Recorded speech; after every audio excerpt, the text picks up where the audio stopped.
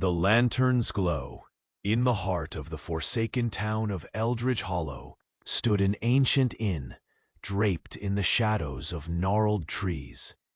The inn's facade, once a canvas of vibrant colors, had faded to lifeless hues. Its forest-green shutters creaked ominously, begging for the gentle caress of spring, yet winter's chill clung to it like an unwelcome specter. The air hummed with an unsettling silence, broken only by whispers of the wind that seemed to know its secrets. On a tempestuous night, as lightning sliced open the sky, a solitary figure appeared at the inn's entrance, a young woman named Clara. Her silhouette trembled against the stark glow of storm-lit clouds. With a heart steeped in trepidation, she pushed open the heavy door with a shuddering groan, revealing a foyer spattered with dust motes and moonlight. Shadows danced across the walls, tethered to unseen breath. Inside, the air was thick with the scent of mildew and something more chilling, perhaps sorrow, or the remnants of long-lost laughter. Clara crossed the threshold, and a frigid draught swept through the corridor, extinguishing the lantern perched upon the counter. It sparked momentarily.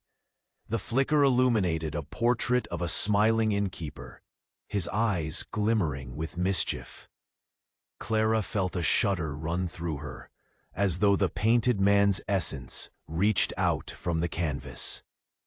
As she paced nervously, the floorboards creaked like an old man's bones, each sound echoing her racing heartbeat. She listened, straining against the stillness, searching for a sign, a heartbeat, a whisper of life in the deathly quiet. There, she found a flickering lantern in the parlor, its flame alive and dancing, casting curious shadows that curled and twisted in grotesque patterns. Entranced, she stepped closer to the light, her fingers brushing against the brick mantel, worn smooth by the caresses of time. A glossy photograph leaned haphazardly. Two children, their faces alight with laughter. "The Waverleys," she whispered. It was rumored they had vanished, swallowed by the very earth. But the tales spoke of laughter, echoing still, like a siren song luring the unsuspecting. Suddenly, the light dimmed, and Clara shuddered, a cold hand of panic gripping her throat. She turned, her breath hitching as she glimpsed a flicker of movement, a child's silhouette darting through the adjoining hallway. The thrill of fear ignited her instincts, yet an overwhelming compulsion to follow this spectral specter pulled her forward. With hesitant footsteps, she traced the child's path, each turn revealing more forgotten corners of the inn. Dust-laden drapery hung low from high ceilings, bearing witness to stories untold. The corridor spiraled onwards until it spit her out into a narrow stairwell, spiraling down into shadowy depths like an abominable well. The lantern's warmth faded as she descended, drawn deeper into the gloom. Each step resonated with low moans, the inn protesting her exploration. Just as uncertainty began corroding her resolve, she spotted the effigy of a lady, draped in translucent veils, standing sentinel at the bottom of the stairs. The apparition stared, eyes glimmering like moonbeams caught in water. "Help us," the ethereal voice whispered, a sound more like a sigh than an utterance. Clara felt the weight of loneliness pour into her, suffocating yet intoxicating.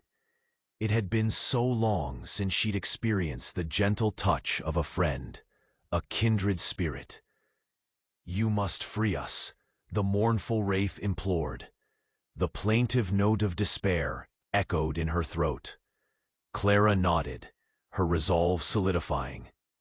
"How?" she mouthed against the oppressive silence, and the lady's translucent hand pointed towards the musty archive room at the end of the hall. A door that had long been abandoned, concealed beneath the dust of neglect. Threads of hope sparkled in her chest.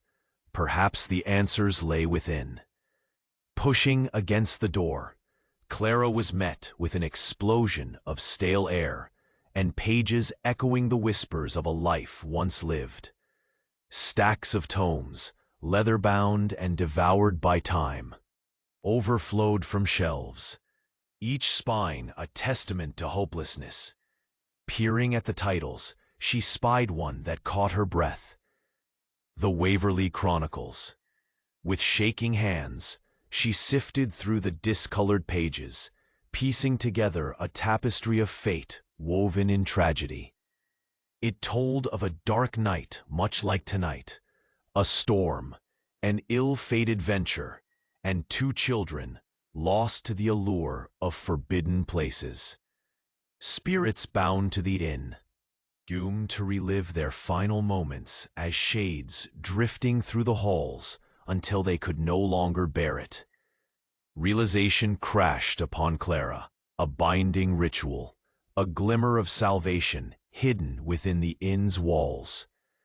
The ghost of the innkeeper, the echoes of the Waverley children, all trapped in an endless loop. Understanding surged through her veins. She had arrived just in time. "I will set you free," she promised, the quiet determination resonating in the dim space. As she began reciting the incantation etched in the book with haunting reverence, the shadows trembled and flickered against the walls, like a storm awash with fury. The air thickened, swirling in a cyclone of emotion, as if the inn itself were rising in allegiance, its long-forgotten spirits straining against the chains of the past. In that moment, the very bones of the inn seemed to sigh, and the apparition of the lady appeared once more. "Thank you," she murmured, her voice wrapping around Clara like a warm embrace, glimmering with ancient gratitude. The light dissolved into a blaze of golden warmth, illuminating the shadows one last time before succumbing to the sweet embrace of sleep. And in the haunting stillness that followed, Clara felt oddly unburdened, as though she too had been released from shadows long tethering her to a world of forgotten fears. The lantern flickered its final glow, a beacon of hope bursting forth as sunlight broke through the darkness. Clara stepped out